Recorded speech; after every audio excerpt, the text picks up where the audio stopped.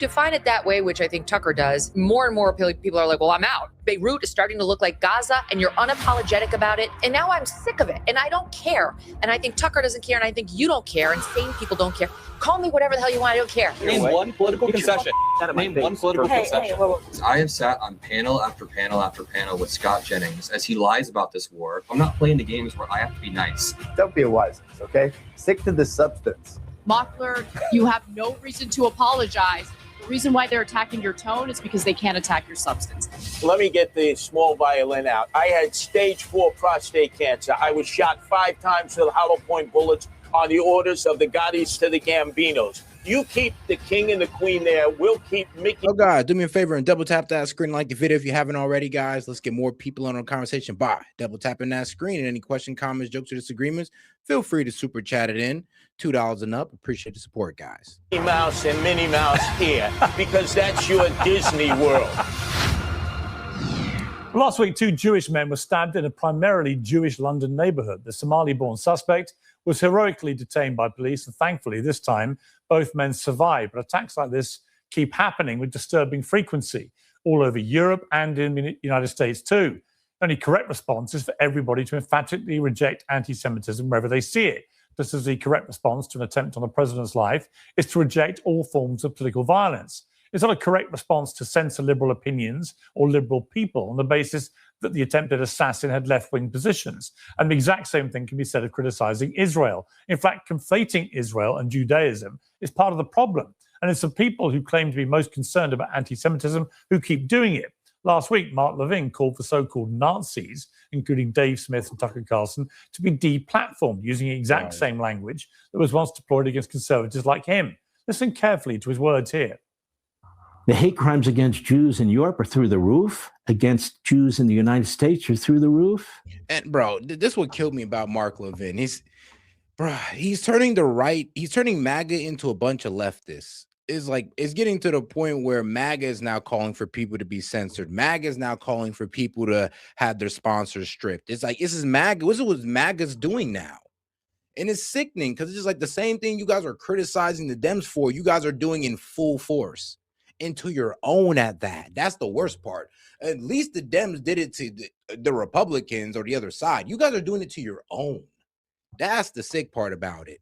And it does seem like MAGA now is officially a cult because you've pushed out all the guys who you guys disagreed with, and you're now calling us leftists and Democrats. So congratulations, MAGA. You've officially made yourself a cult because you can't have a debate on how bad this war is. Because you don't want to have that debate, you've now made the anti-war position. You framed it as a leftist position. Now you want to call us a bunch of Democrats. Well, guess what? Now you're officially a cult because the guys who you were having disagreements with in y'all circle, you've pushed to the other side. And now you're even calling for censorship of those people that y'all pushed to the other side. Does anybody care about World War II and the Holocaust anymore? We're supposed to hate Israel. Hate Netanyahu. The Jews got us in this war with Iran. The president has said over and over again, BS. I make the decisions as president of the United States. We're not saying the Jews. We're saying the Israelis, or F it. We're going to say Benjamin Netanyahu's regime dragged us into this war. Okay, there you go. Not the Jews. The Jews got us into the war with Iran, he says, drawing a straight line between a legitimate opinion and anti-Semitic violence. But nobody says that. Many people blame Israel for involving the US in the war in Iran, mostly because of the overwhelming on-the-record evidence and reporting, which substantiates that view. That's very different to blaming the religion and its followers. Mark Levin and others who share his views do this repeatedly, and it's dangerous. Violent attacks against Jewish people have been rising all over the world ever since the Israeli war on Hamas. Many people are rightly furious about the civilian death toll in Gaza. Some people are dangerous and insane. All the more reason to make crystal clear that Netanyahu is no more a spokesman for global Judaism than Cole Thomas Allen is a spokesman for the Democrats. a similar debate about the importance And it's pathetic too, though, because it's really, bro, I'm gonna be real with you. It's these crazy Israelis, and I'm not all the Israelis, but it's the crazy ones that's so committed to annexing Lebanon and genociding the Palestinians in Gaza that hides behind the rest of the Jews, to the point where they're saying if you criticize Israel, they're gonna say you're anti-Semitic because they're gonna try to frame it as you're criticizing all Jews, but you're not. You're criticizing a group of them.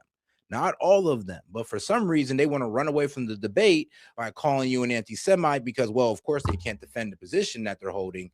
And two, well, it's easier to call you a racist than actually engage what these group of Jews are doing, or these group of Israelis are doing in the government of Israel. Oh, guys, make sure to double tap that screen, like the video. Let's get those likes up. Let's get to 100. words form part of Tucker Carlson's much discussed interview with the New York Times. From my understanding of my own, I was just in Germany recently. And, it was such a good reminder that the Holocaust didn't start with the gassing of Jews. It started with the dehumanization of Jews. It was language that was used. And again, that is what it concerns I couldn't agree more. And that's why when you have a U.S. senator. I would ask, I'm just like, yeah, you're right. So do you condemn the dehumanizing language that, Israeli politicians like Gun Lavir, Smotrich, Bibi Netanyahu, do you not want to talk to them about their genocidal language, their hateful dehumanizing language towards Arabs? You don't want to talk about that at all. But we got to sit here and talk about anti-Semitism. And it's funny because the Arabs are Semites, so they would kind of be thrown into that. So what, is Bibi Netanyahu now an anti-Semite as well, if y'all being consistent with the definition that is? A member of Congress, a U.S. ambassador, waving away civilian deaths as if they don't matter. That's the language of genocide, which results, and this is the lesson of the Holocaust, in genocide itself. Well, right on cue, yesterday's Israel National Security Minister, Itamar Ben-Gvir, posed with his birthday cake, decorated with a golden noose and the words, "Sometimes dreams come true," a grotesque celebration of his new two-tier death penalty law, which will target only Palestinians. Anybody misusing anti-Semitism to deflect criticism of Israel is leaving Jewish people everywhere to shoulder the blame for the behavior of people like Ben-Gvir. I can't think of anything more likely to put them in harm's way than that. Well, my all-star panel is standing by, but we'll begin today's show with Megyn Kelly, host of the Megyn Kelly Show. Megyn, welcome back to Uncensored. Great to be here, Piers. Mark Levine has posted on X, folks, Carlson, Tucker, is in my opinion, mentally ill.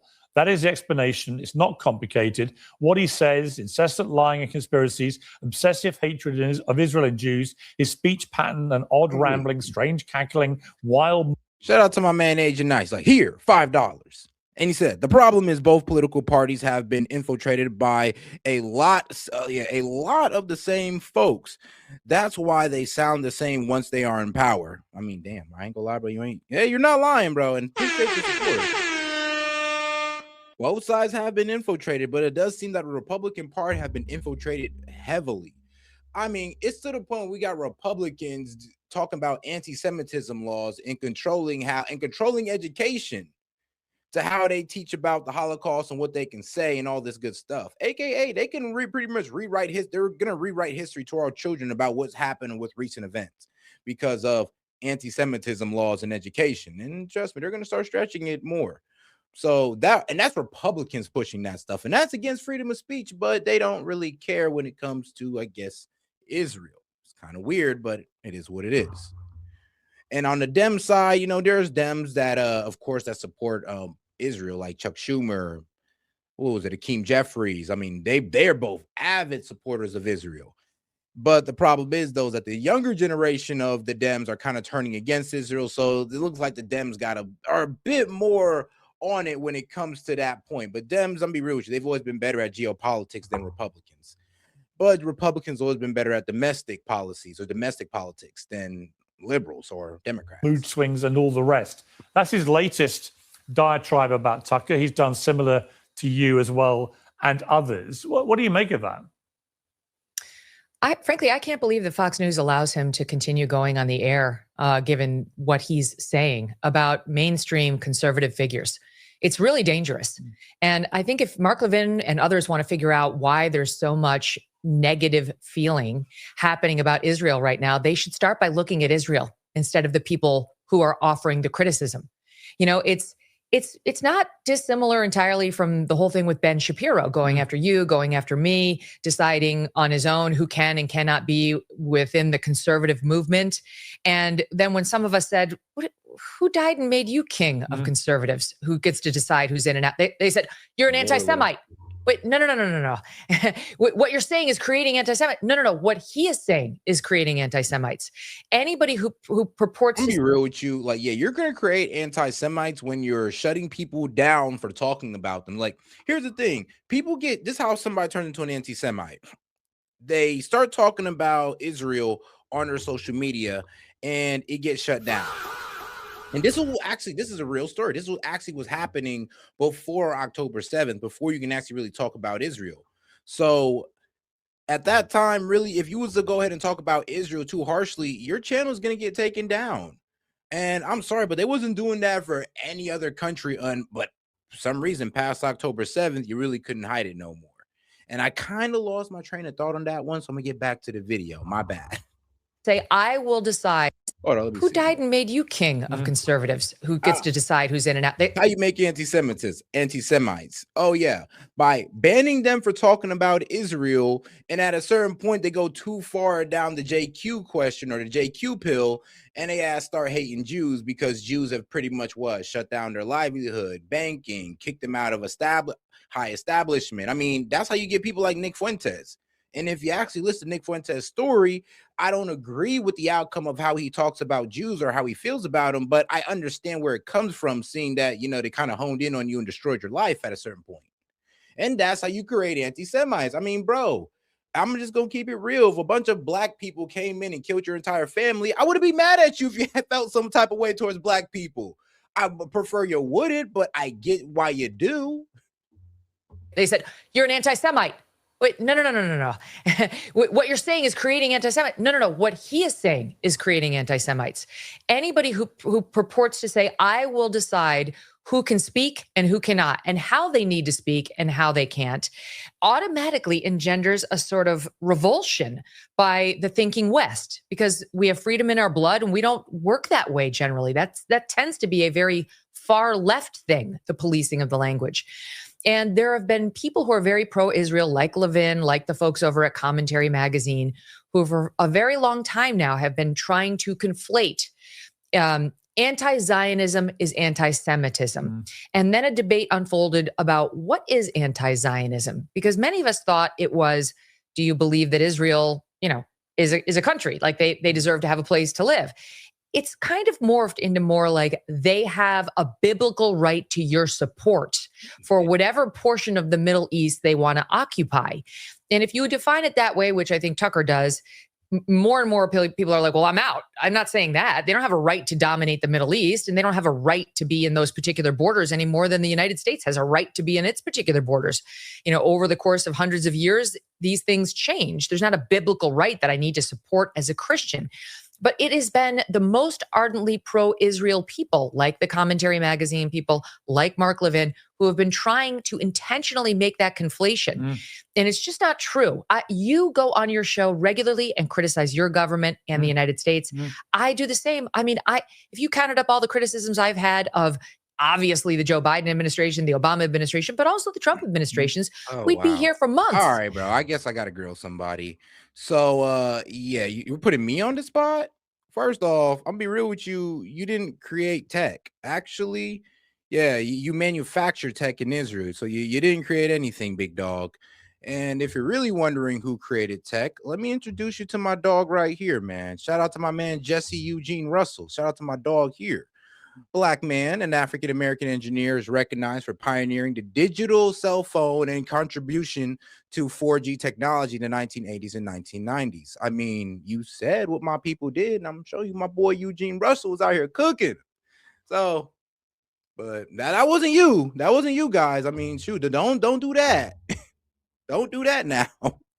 But I can't do the same against. The only thing y'all do is take it and market it. And then scam people on business deals. I'm sorry, but it's getting a little y'all know how y'all like to. Okay, now I'm getting a little too effed up here. But F it, I'm going all the way in. Y'all know how y'all do people on them deals. Come on now. All right. Bibi Netanyahu? I can't do the same against Israel because I'm a Christian or because it makes me an anti-Semite? That's what I am, dumbass. I'm a black African American, dumbass. Boy, get your dumbass out of my chat, bro. I can't do the racism sometimes because y'all be the most retarded people saying the most dumbest shit. And then when people prove you wrong, it's like you just double down on the retardation. Thinking people know that's a lie and it makes them recoil. Yeah, and I think the people like Mark Levin who, starting that clip that I show with, people are trying to blame the Jews. They're not. I mean, look, there are some people out there who are genuinely anti-Semitic who will definitely blame the Jews for everything and hate Jewish people. Of course they are. They're genuine anti-Semites. But the people he's alluding to in that rant of his are actually people who've criticized the Israeli government, and people like Ben-Gvir, whose wife gives him a birthday cake for his 50th birthday only 2 days ago, which has a golden noose on it. And they celebrate this. This is psychopathic behavior. And I've been pointing this out about Smodrich and Ben-Gvir for a while. I just got to be a dick one more time about it. Oh, Jews invented tech, but they had to steal the nuke from us, though. Oh, oy vey, we don't know how to make a nuke, so we got to go steal it from the Americans. Oy vey. It's like, well, fuck off. Sorry, guys. I had to really grill that guy talking about my people like that. Shoot, I would have grilled you. You started talking about Americans like that. For those who are not as up to speed with the history of what happened here, Netanyahu only got back into power by getting into bed with some extremely dark individuals like Smodrich and Ben-Gvir, whose game plan really is to get all the Palestinians out of the West Bank, out of Gaza, and take it all over themselves. They are supremacists in that sense. And the idea that somehow you conflate criticism of those people working in a very, very hardline Israeli government, doing some stuff which most people, most decent-minded people, find increasingly unacceptable, that you suddenly twist that into, well, it's blaming the Jews. This is an anti-Jewish thing, as if somehow it's about the religion of anybody. It's completely shameful and outrageous. Mm-hmm. No, they're using it as an obvious tactic to stop us from leveling those criticisms. And I will tell you, as somebody who's been defensive largely of Israel over the past few years in its retaliatory campaign against Hamas, I'm disgusted by this because this guy puts the truth to what I had previously believed was a lie about Israel. I didn't get into the day-to-day that much on what was happening in Gaza, but I generally felt like, you know what? They attacked Israel. It was absolutely brutal. It was a terrorist attack. And you and I had a discussion about, do they really need a proportionate response, Israel? We wouldn't have done that as the United States. I meant that at the time. I looked at Israel and perceived its behavior in good faith. Like this is a people that was attacked like we were attacked on 9/11, and they have every right to go and, harshly defend themselves against the group of people that did it. No, it's so far beyond. Here's the problem. Nobody ever really got mad at Israel for responding back to October 7th. I mean, we would expect nothing less. But the problem was the overreaction. I know that kind of hurts a lot. Excuse me, but a lot of the pro-Zionist guys' feelings when I say overreaction, but let's be real. And I'm sorry, but with the fact that they took out 1,200 people does not mean you guys get to take out 70,000. Like, I get it, but Hamas is not a 70,000 man army. I'm sorry, but that's how much people they took out. And Hamas is still running around after taking out multiple civilians. So that's what's killing me about this whole stuff, because they said they were mainly going after Hamas, but the kill ratio from civilian to combatant is 8-1. So for every one Hamas member killed, that's 8 civilians down. So at a certain point, yes, that's where people came into a disagreement with it. Even I was in support of October 7th. I'm like, all right, cool. Get back and get up out of there. Take out Hamas, do what you got to do. But then when you start bombing hospitals, schools, etc., just destroying 70% of Gaza and then saying, oh, yeah, this is what? Justice? No, that's an overreaction. Justice would have been y'all decimating Hamas, but Hamas is still out there running around with 70% of Gaza laid down and 70,000 people dead, mostly civilians. I'm sorry, but that's indefensible. that they genuinely don't seem to care about the tens of thousands of civilians, including children, including members of the press, including people who are obviously innocent. And enough time goes by, Piers, and even people like me who were previously pro-Israel see, wait a minute, they're lying. They're using that, the horror of 10/7 to justify their own terrible behavior every day thereafter. And you see this on camera. You can't avoid it. The other piece of the card is what's happening now in Iran, where President Trump, I think, having realized this was a massive mistake, is trying repeatedly to get us out of it, the United States. And why can't we? Because our truly close personal ally, Israel, won't let us. Every time he tries to declare a peace, they start bombing Lebanon again. And Iran says, you know what? There's no peace deal. This was part of it. We know it was part of it because the Pakistani prime minister tweeted that out the night of the ceasefire, saying Lebanon is part of it. And only once Israel called Trump, Netanyahu, saying, hey, we really want to keep bombing Lebanon and we're not going to agree not to, did it suddenly get otherized. And that's been one of the main sticking points in actually having a ceasefire ever since. Israel at every turn turns to warlike behavior, more deaths of civilians. Look at the journalists who are being killed in Lebanon, not to mention the children who are getting bombed. Some of it is on camera. And every time just says, oh, well, we tried not to. Well, I listened to that. I listened to that for a good year. 2 years. Me too. I've been listening to this IDF tell us we do not target civilians. It's like, bro, all right. I get that you don't go in there with the intention to target civilians, but the problem is you don't give a fuck about who gets caught up in the aftermath of your strikes. Like, so when they killed the leader of Hezbollah back in, I think it was last year when they took him out, right? When they did the strikes there, the problem is that it's not that, he was using these people as human shields. The problem is you guys blew up the entire block. Like, you didn't just blow up bro's house. You blew up everything surrounding his house, including innocent civilians. That's the problem with Israel. They'll go after a member of Hamas and take out an entire building, civilians included. They'll go after a member of Hezbollah or the IRGC commander and blow up everybody around them, including civilians. So this is where Israel says that they don't target civilians because, we're just hitting our targets. I mean, that's true, but the problem is you don't give a fuck about who's involved in it. And that's a real problem. And now I see you doing it in location after location, and Lebanon and Beirut is starting to look like Gaza, and you're unapologetic about it, and you won't work with us, and you definitely goaded our president into this, though he has agency and is equally to blame. And now I'm sick of it, and I don't care. And I think Tucker doesn't care, and I think you don't care, and sane people don't care. Call me whatever the hell you want. I don't care. I've been called a bigot by the trans people. I've been called a racist by the BLMers. I've been called now an anti-Semite by you folks. And guys, it's the same a lot of y'all saying some wild stuff here. Like, war isn't pretty. I mean, we know that. Like, war on Hamas is cool. War on the Palestinian people is unacceptable because that's collective punishment. War on Hezbollah is cool, but war on the Lebanese people is unacceptable because that's collective punishment. What don't y'all understand about that?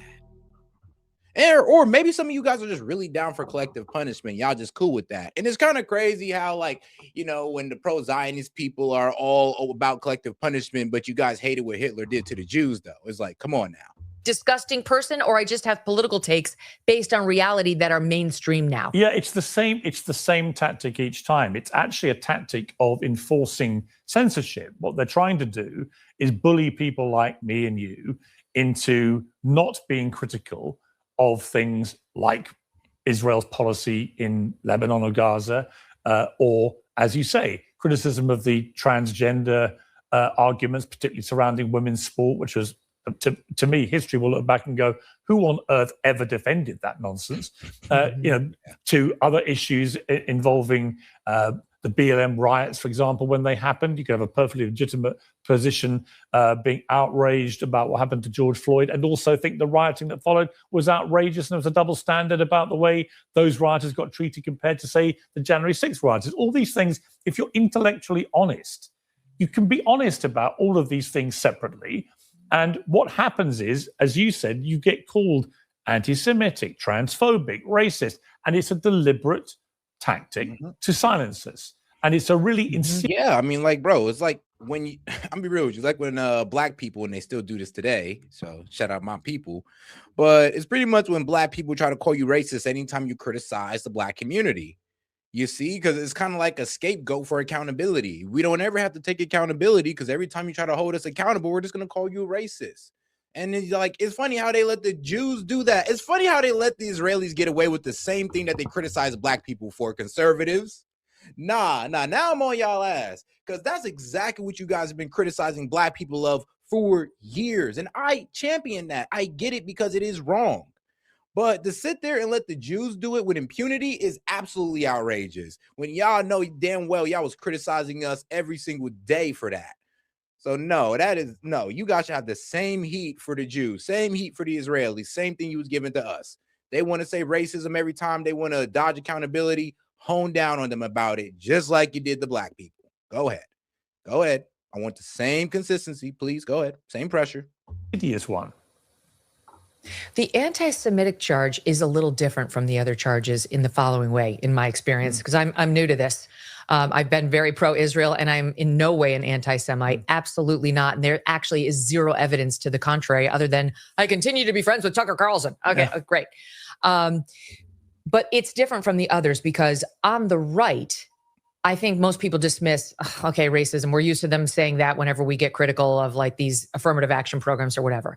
The trans thing, yes, they say transphobe, bigot, whatever. None of us take that seriously. But being called an anti-Semite on the right has actually caused many of us pause because the right has been very associated with being pro-Israel since as long as I was at Fox, which started in 2004. Like you were kind of expected to be pro-Israel, certainly as a Fox News anchor, but just as a conservative in America from that point forward. And so it's a little bizarre to hear your own side use those terms against you. Yeah. But what I've realized now is that it's because Israel, through its emissaries like AIPAC, has put dollars into the pockets of virtually all of our politicians. Oh, guys, make sure to subscribe to the channel if you haven't already, guys, by hitting that icon above. Yep, hit the icon above to subscribe to the channel. And don't forget to double tap that screen and like the video if you haven't already. Let's get right back into it. And like I said, make sure to double tap that screen. Left and right here in America, and they will not go down without a fight. They have such a large presence here in the United States, which is totally antithetical to the way that our founding fathers envisioned our role in the world. They did not want foreign influence here in the United States of America. Hey, they knew. Yo, that's next level racism right there. Yo, he said black people have no personal identity. What? Oh, I guess I'm just acting like the rest of them, I guess we all just act like gangbangers, I guess. Or what? Do all black people act like me? Like, you sound pretty dumb saying that, bro. Oh, man. All right, bro. That's peak racism right there. You're a dumbass, though. You are a dumbass. You couldn't serve two masters at once. They understood that it would create this sort of resentment for the one. And it's so ubiquitous now that they actually do have a lot of purchase. There's a guy named Brad Parscale who's registered as a foreign agent for Israel, who's helping run Salem Media, which hosts several of our large podcasts now. And he is 100%, I believe, behind a lot of the online targeting that people like me and Tucker and probably you, Piers, are getting right now. So what happens with the Israel crowd is that they have better funding and they're much more organized than the BLMers or the trans lobby. So I don't know what your social media is like, but I have gotten completely deluged with bots and, oh, Ben Shapiro is right. And you know they're bots. They all said the same tweet. It happened to Candace Owens. And so you feel it more, and it's fine. I've been targeted by many people. Nah, I ain't gonna lie. What they're trying to do to Candace, this is why I call MAGA leftist now, because there are literally people on MAGA who was mad about Joe Biden's censorship and whole freedom of speech and all this good stuff. Same people are out there calling for pretty much the deplatforming of Candace Owens and Tucker Carlson, calling for their sponsors to drop them. Same people who was protesting against that under Biden are now the ones championing it under Trump. And that's what I'm saying. MAGA is now turned into leftists. Like, damn, that's tough. That's tough. You guys have turned into the leftists of the right. People, they will never shut me up or change my POV. But there are people who have smaller platforms who are just starting to ascend in this space, or just civilians who have opinions like ours, who also get pummeled and see us being made examples of. And so it's really deeply pernicious and dangerous. And not everybody's like you or Tucker or me, who our response to that is a massive middle finger to these people. I'd rather lose every single audience member than bend the knee to them, which isn't going to happen. But they're trying to make examples of us to threaten and scare. Yeah, and the other thing I would say is, you and Tucker are very proudly and firmly conservative right figures in America, and two of the most prominent in the country. I've never been that. I mean, shoot, I've been conservative right. And here's the problem, though, is now I'm center-leaning conservative because of my opinions on geopolitics. But here's the thing, though. I still have same conservative values, but the problem is that we're getting thrown out of our own side because we disagree with this war, because apparently we're just supposed to go along with everything Donald Trump says. And if you don't, then you were never MAGA and you're un-American and you're a traitor for some reason. It's like I said, this is like leftist thinking. This is how the left operates, but some reason MAGA can't check themselves for some reason. I don't get why. Oh, yes, because they're too busy running defense for Trump and nobody can check Trump. Position myself in that way. I consider myself to be a centrist, really. I used to run a reasonably left-wing newspaper. Shout out Trump Bunny, though. Shout out Trump Bunny. You know what? You're a real one. You're a real one, though. Like, I do be hard on MAGA, but the only reason I'm being hard on MAGA right now is because of the BS I am seeing on X. What I'm seeing on X, what I'm seeing on Facebook, all social media, even YouTube, is absolutely disgusting. And it's kind of crazy that if I knew MAGA was going to be this, I probably wouldn't have voted for Trump if I knew this is what you guys were going to do. And I'm not talking to you, Trump, but I'm talking about MAGA, the guys who are still faithfully MAGA after everything Donald Trump has done. Like, at a certain point, guys, like, what can't he do? Like, gas prices are up, right? Prices are going to be up across the board and going into next month, right?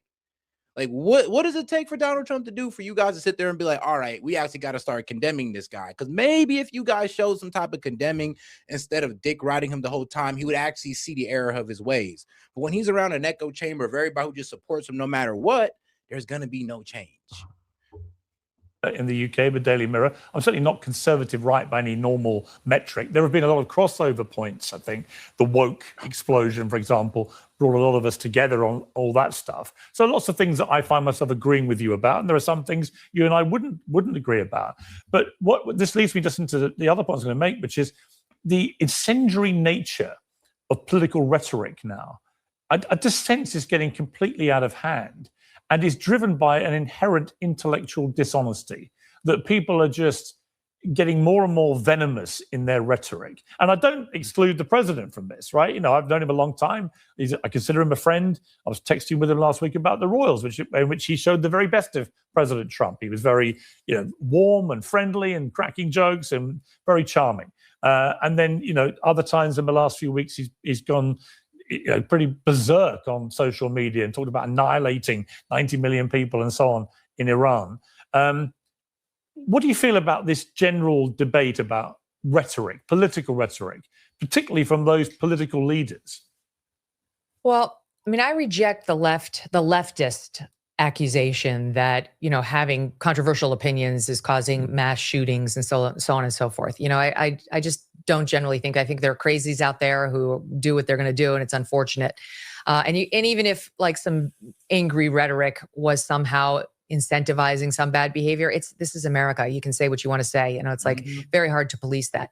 However, I do think the language and behavior that like truly dehumanizes people. And I'll just give you the latest example. And by that, I don't mean, like I reject BLM or, Trump is terrible.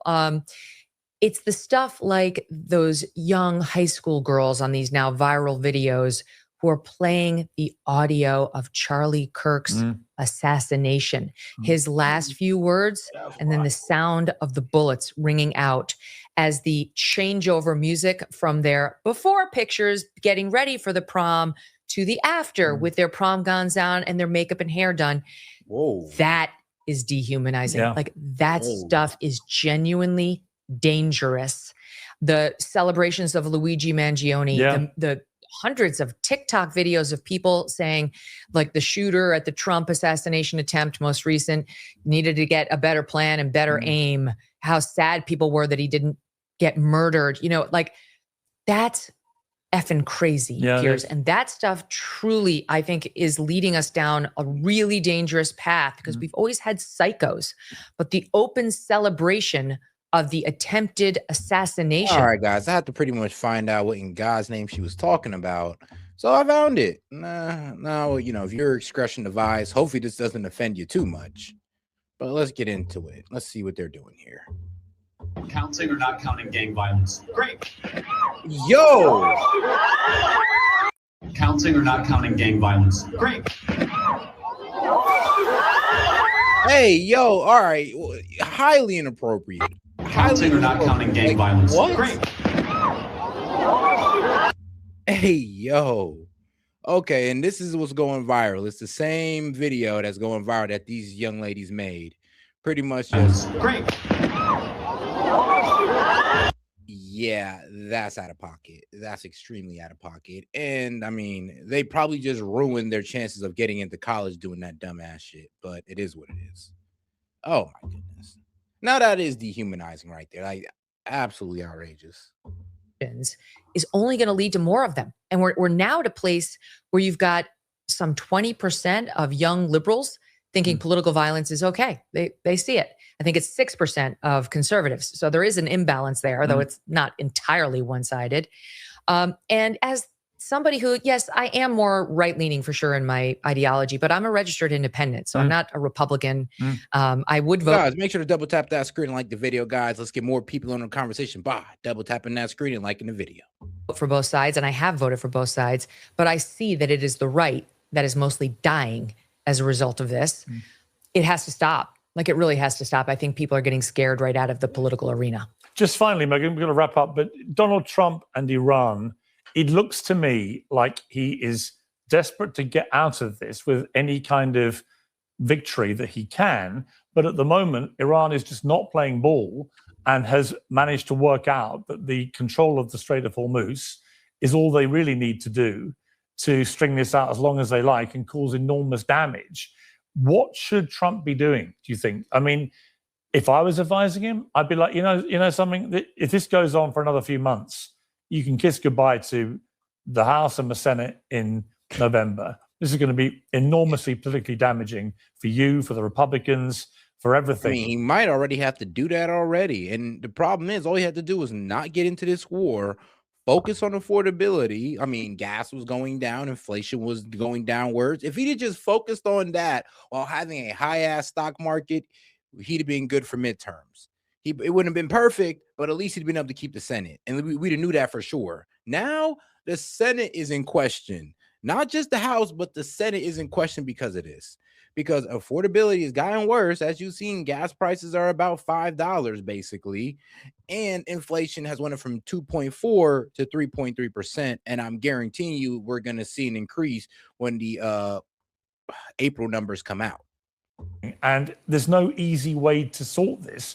You should just claim victory and get out. Say we've smashed up their military. Hopefully I'm wrong, though. Hopefully we don't see an increase in inflation going into next month. But I mean, from the increase in gas pricing, I mean, come on, guys. Let's just use common sense here. We've put back their nuclear aspirations, however long you want to put a number on it, just get out of here. I don't see any upside in this being strung out through the summer. Do you?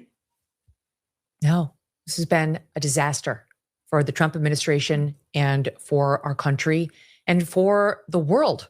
I mean, the global fuel supply, just take a look at the numbers. You've got American, European airlines, Middle East airlines now completely revamping their forecast for this year. We reported this morning that American Airlines had projected a $4 billion profit expected this year. It's all been wiped out. They said the entire thing has been wiped out by the rising price of jet fuel. Spirit Airlines just went over here in America. They were already struggling for years, but this didn't help.